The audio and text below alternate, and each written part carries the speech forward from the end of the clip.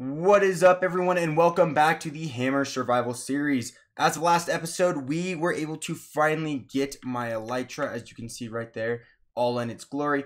And currently, something I wanted to do is I just got back from the gym, and I wanted to get some XP because I wanted to finally get some good enchantment armor that I'm going to be wearing most of the time. And so I went over to my gold farm, and it's been putting in some work.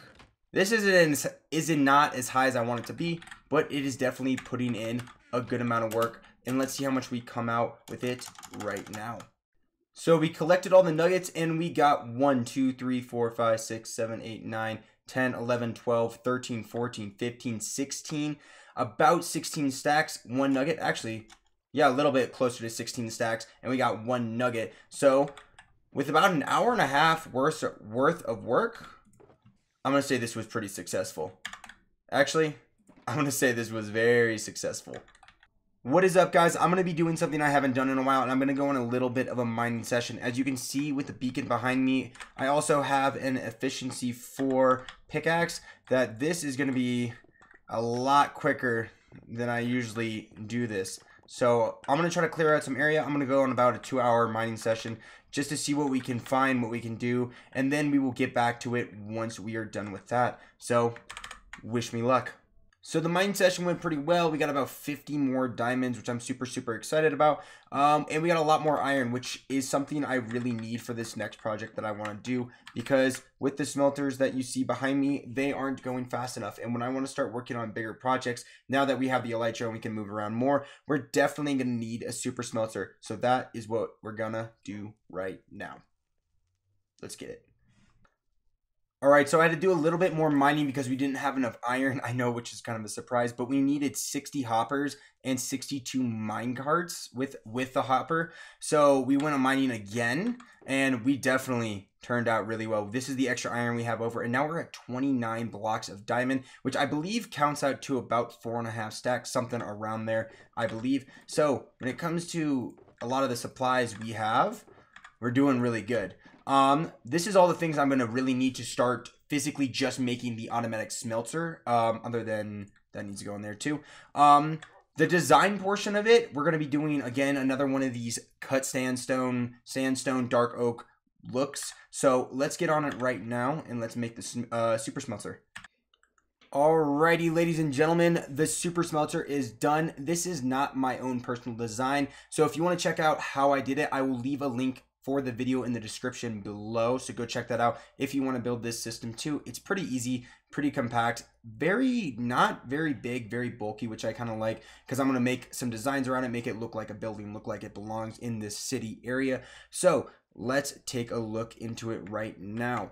I have a shulker box right here of a bunch of coal, bunch of cobblestone, so let's just grab all that stuff. Here, let's move that over there.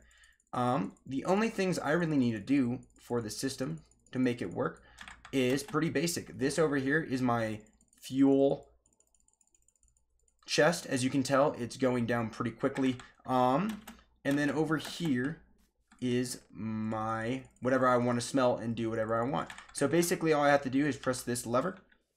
The minecart starts going. As you can see, there's still some coal in other places as well. Then on the back side, yep, those two light up. On the back side, basically what's going on is you have another minecart that is dispensing and dropping all of the coal into the smelters. So it's a pretty easy system. If you want to check out how to do it, go and check out the description below. That will be the video for the guy who designed it.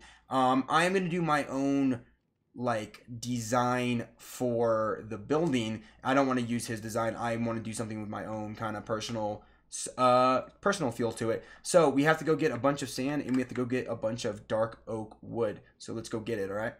All right, guys, so we went out, we got a good amount of sand, we got a good amount of dark wood, and I think I'm going to be using a little bit of stone bricks, maybe some broken stone bricks with this build. I kind of want to make this look a little more natural, unlike my train station, which I honestly hate this building. There's a point in me that really just wants to tear this down and start over, but let's get on designing the super smelter right now. What's up, guys? I have been doing a lot of building, and I hope you guys enjoyed what I have come up with. This is the building I have so far.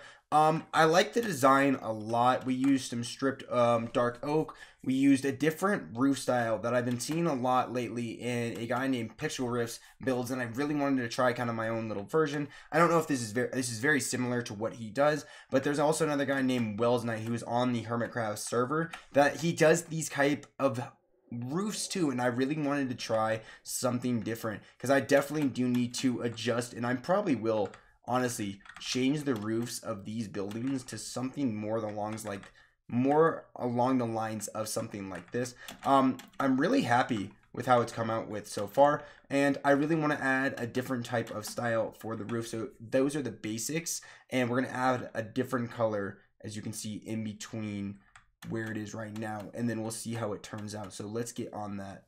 Alright, ladies and gentlemen, we did finish the design of the super smelter. It looks super good. I'm super excited about it. We got a little bit of the interior lighting done, and let's just go check it out right now. It's pretty good. I really am happy with how this turned out. I'm not too big of a fan of this area right here, but we can change that up. I might do some like hanging chests from there with some supplies, maybe like over here with some coal. I really want to put behind it, if we go over here, we have a little bit of open room right over here, and I kind of want to put like a small little building, nothing crazy, but just like a place with like wood, so it looks like that's where they're getting their fuel from. I think it'll look super cool. There'll be no actual purpose to it, but I mean, I think it'll look cool. Give it a little bit more design as well. But right now, with the use of rockets, and another objective I'm really trying to do is that I'm trying to find some netherite, and also I need rockets because we're using the elytra at a very fast, alarming rate, and I don't want to run out of rockets, so I kind of want to make an automatic creeper farm. And we have to go a little bit farther away because I want to do it in the ocean. So let's get to work on that. But with that being said, we can add this to the objectives list. That is complete. I really am happy with it, how it turned out. If you guys like this building, make sure to also leave a like on the video. Let's do a 1-for-1, and I would really appreciate it. Thank you guys so much if you guys do decide to do that. So, but right now, let's get working on the creeper farm. And with a lot of work done, we did complete the creeper farm. As you can tell, they are dying very slowly at the moment, but I've only been running this thing for about 5 minutes. But if we go far away, so let's jump up. Whoop, whoop, whoop. Let's get high. Perfect. Awesome. So, the creeper farm right over here. The top layer of this creeper farm is actually not just for creepers. I did leave one layer for other mobs just in case I need other supplies too, or use like other bones and stuff like that. But as currently, this is working pretty well. As you can tell, we got the buttons, the trapdoors, the system that flushes them down into this tube, which then gets them to right here, which it's another one of those systems just like my gold farm over here, which I didn't realize was that close to my house. But they just drop down here, they die through the trident, I get the XP, and I got the looting 3 swords, so I get a little bit more loot. And it drops down to about right over here. I've been running this for about 5 minutes, and I've already gotten 17 gunpowder, some arrows, we got some good bones. And if I want, if I run out, or not run out of, but if I get too much like bows and stuff that are just getting in the way, I'll just make this like strictly a creeper farm, because I do have the skeleton spawner right by my house, which I could use for that too. But for right now, I'm really happy with how this thing came out, but I do want to test it with the rates a little bit. So what I'm going to do is I'm going to AFK for about an hour, and we're going to see what we've come up with. So I'll see you guys in an hour. Alright, with about an hour worth of work, I'm not too fond of how much is produced, but we can definitely fix it to make it more effective, more productive, and we'll have to work on that for another episode. But for right now, I do want to work on one last thing before we close this episode, which is going to be working on the villager trading hall. Come back. I just want to be able to get all the I want to be able to get all the villagers in the correct places with at least some type of working station, and then we can weed them out and choose the ones we want to keep, choose the ones we want to go. But I do want to get eventually all of them in there at some point. So let's get on that right now.